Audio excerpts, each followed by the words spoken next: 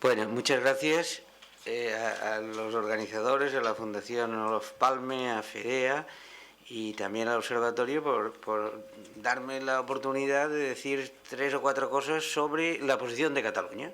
Yo voy aquí a explicar un poco estos diferentes elementos. Y desde una óptica no rupturista ni independentista, que esto ya lo ha dicho Ana Valletbó, pero creo que es importante, porque en definitiva en las últimas elecciones el independentismo en Cataluña pues sacó el 48% de los votos, que es muchísimo en comparación a lo que sacaba en el pasado, ¿no? Pero no quiere decir que no es mayoritaria, pese a que un último artículo que dice La Vanguardia decía Cataluña y sus catalanes, utilizando el posesivo sus por los que defienden al señor Puigdemont y a otros independentistas, ¿no? Sus catalanes, no todos los catalanes. Bueno, claro, aquí han habido muchos papeles, ¿no? Y todos son muy catastrofistas, ¿no? Hechos desde la Generalitat de Cataluña. La Generalitat montó un Consejo Nacional de Transición que hizo, tras la sentencia famosa del Estatuto, o sea, la sentencia de 2010, y bueno, se creó un Consejo Nacional de Transición para ver cómo se iba hacia la independencia. Entonces, este Consejo Nacional hizo un libro blanco que tiene como 2000 páginas, ¿no? En donde se habla de la política social, de la política fiscal, se habla de todo, de las relaciones exteriores, de cómo deberían ser las embajadas, o sea, un libro auténtico, un manual de cómo crear un Estado independiente. Claro, nosotros no nos apuntamos a este modelo y además, en hablando del tema de la financiación autonómica, hombre, nos gustaría, en primer lugar, evitar el independentismo a través de soluciones razonables, ¿no? Y, en segundo lugar, estamos de acuerdo con la solidaridad. Y estamos de acuerdo con la solidaridad regional, interregional, por una cosa muy sencilla, porque claro, yo tengo un amigo mío que, en fin, que yo fui presidente de una joven cámara, ¿no? hace años, y un amigo mío que tiene negocios en Extremadura, y que vive en Extremadura. Y entonces él me decía, dice, hombre, es que esto de que vosotros los catalanes os quejáis de que nos pagáis a Extremadura y tal, esto no es verdad, porque en Cataluña efectivamente hay catalanes ricos que están pagando a los extremeños pobres, pero yo que soy un extremeño rico, pues pago también a los catalanes pobres. Entonces, claro, al final resulta que las posiciones extremistas, ¿no? Esta de decir, hombre, Cataluña financia Extremadura, por decirlo de alguna manera, hombre, tenemos que matizarlas. Y nosotros estamos en esta senda de matizar estas cosas, pero, y como ha dicho muy bien Ana Valletbó, hay que partir de una realidad incuestionable, que es pues que desde el conde duque de Olivares, bueno, hay tendencias bueno, muy claras hacia la independencia porque se está insatisfecho con el resto de España. Bueno, entonces nosotros ¿qué pedimos al nuevo sistema, ¿no? O al sistema que creemos habría que ir haciendo, ¿no? Sin entrar demasiado en algunos de los temas que ha planteado Ángel, está claro que aceptamos la idea de la solidaridad interregional, pero consideramos que esta solidaridad pues, es excesiva. Y es excesiva tanto si lo miramos en términos de flujo monetario como de carga-beneficio. No puede ser de otra manera una región rica por encima de la media europea y de la media española. Pero ¿qué problema tiene eso? Bueno, pues para mí esto tiene dos problemas. En primer lugar, la capitalidad de Madrid. Madrid, a pesar de que Ángel en sus estudios técnicos no lo ve así, pues claro, tiene un problema. Y el problema que tiene es que hay en Madrid, a pesar de que contribuya más, pero hay unos elementos de dinamismo y de dinamización económica importantísima. En primer lugar, hay muchísimos funcionarios de nivel 30, o por encima, pues que viven en Madrid y que no viven en ninguna otra parte de España. Ya sé que es la capital de España y que en algún sitio tiene que ser la capital. Pero esto, a la hora de hacer los cálculos, como Madrid no es la capital federal, sino que es una comunidad autónoma más, pues hay que considerarlo y reconsiderarlo, ¿no? Al menos para saber que eso no puede ser una queja que ahora pues la presidenta de la Comunidad de Madrid pues lo exija o lo ponga encima de la mesa, ¿no? Allí se concentran muchas inversiones de aquellas empresas públicas que privatizó Aznar en su momento, Telefónica, Repsol, no sé cuánto.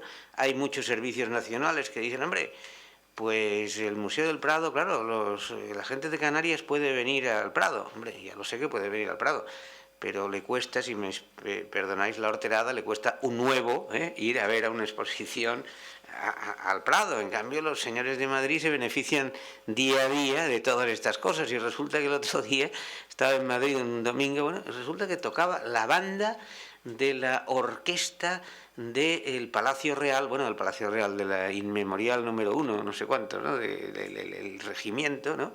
Tocaba en el Retiro. Bueno, claro, yo no, para ir a oír a la Inmemorial número 1, pues la verdad es que me sale muy caro ir al Retiro, ¿no?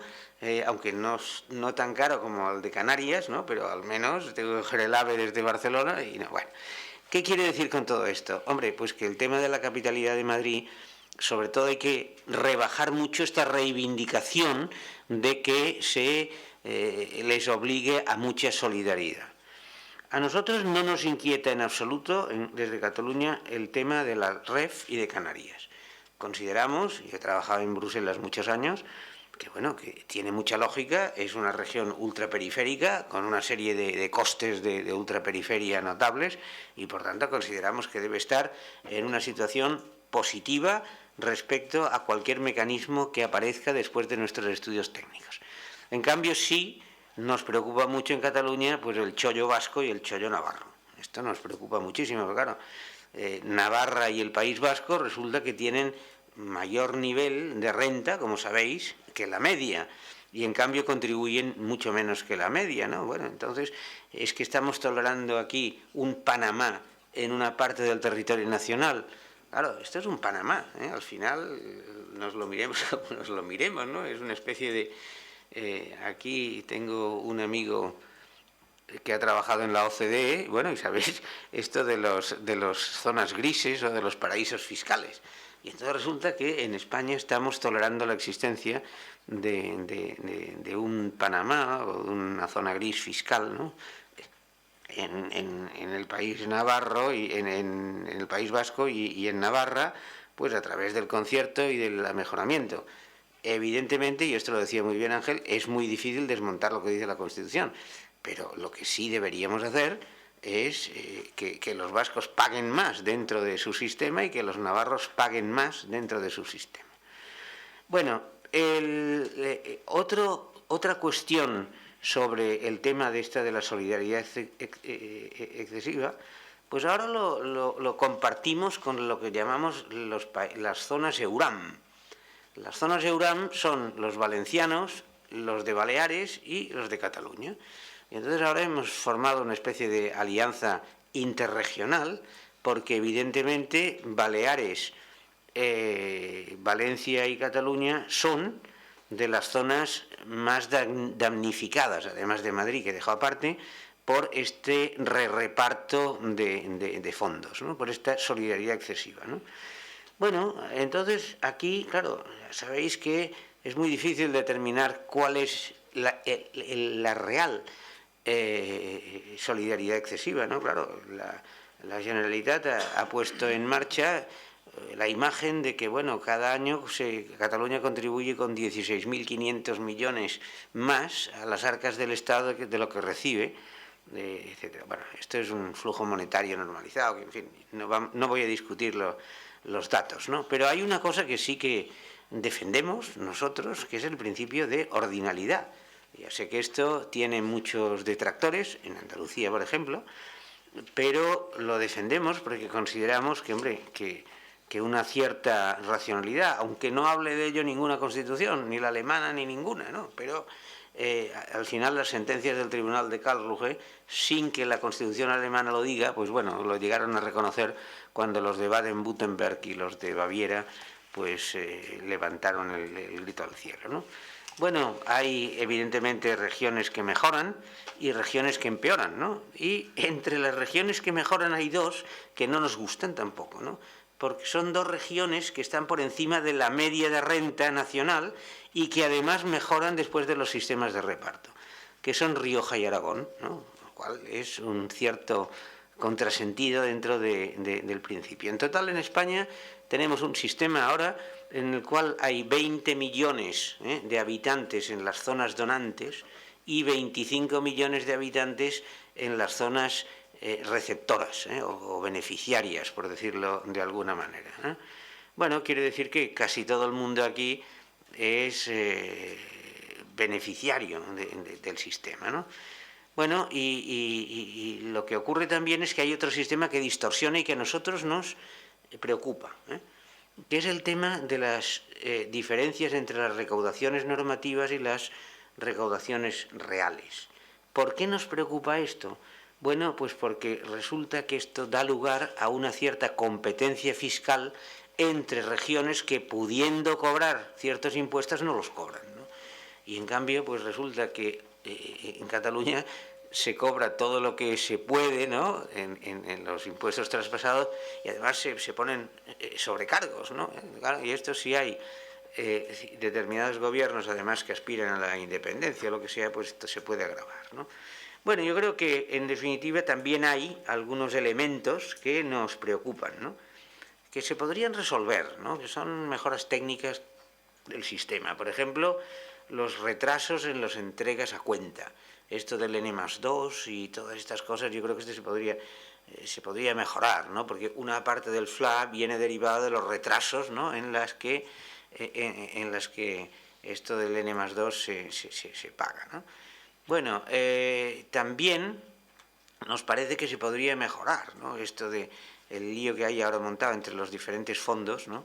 Pues yo creo que esto el papel de FEDEA es muy expresivo, ¿no? Esto de Fondo de Garantía de Servicios Públicos, Fondo de Suficiencia Global, Fondo de no sé qué. Bueno, al final esto habría que dar alguna solución un poco mejor, ¿no?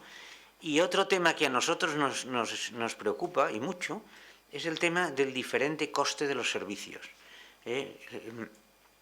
Los costes de los inputs para prestación de servicios en Cataluña es mayor que en otras partes de España, ¿no? Bueno, podríamos discutir hasta qué punto lo que queráis, pero esto es cierto. Entonces, bueno, a la hora de calcular pues fondos de garantía y asignación de recursos, pues eso también debería ponerse sobre la mesa. Finalmente, una acotación al tema de cómo resolver el sistema políticamente. Claro, evidentemente en un Estado democrático pues hay que votar, evidentemente. Ahora bien, en el Estatuto de Maragall pues se quería una relación bilateral con el Estado. ¿Y por qué se quería una relación bilateral tecnificada con el Estado? Bueno, porque en definitiva el número de diputados que tiene Cataluña en el Congreso de los Diputados no es decisivo, no es decisivo. Y cuando se habla del Consejo de Política Fiscal y Financiera, hombre, las regiones EURAM, que estaríamos por el cambio, somos 3, y 3 sobre 15, 17 o 19, según pongamos a Ceuta y Melilla y a las comunidades autónomas forales, etcétera, no conseguimos hacer la mayoría, ¿no? Entonces, claro, consideramos que este agravio político, por decirlo de alguna forma, no se puede resolver a base de los números que da la democracia, por mucho que el señor Tocqueville nos haya explicado lo que haya querido sobre eso, ¿no? Sino que, bueno, hay que poner un poco de cordura, y la cordura muchas veces se puede resolver a nivel técnico y no hay que confiar pues al número de votos, ¿no? A través de las votaciones salen situaciones curiosas, y esto lo estamos padeciendo en Cataluña últimamente a través de los disparates de la CUP, por ejemplo, ¿no? Claro, que quiere suprimir la propiedad privada o quiere que la propiedad privada ceda ante los ocupas, ¿no? Hay cosas que eso no se puede resolver simplemente con los votos, etcétera, etcétera. Bueno, esto es todo. Con esto creo que ven ustedes más o menos cuál es la respuesta, el posicionamiento de Cataluña pues ante estos planteamientos que nos exponía Ángel hace un momento, ¿no? Muchas gracias.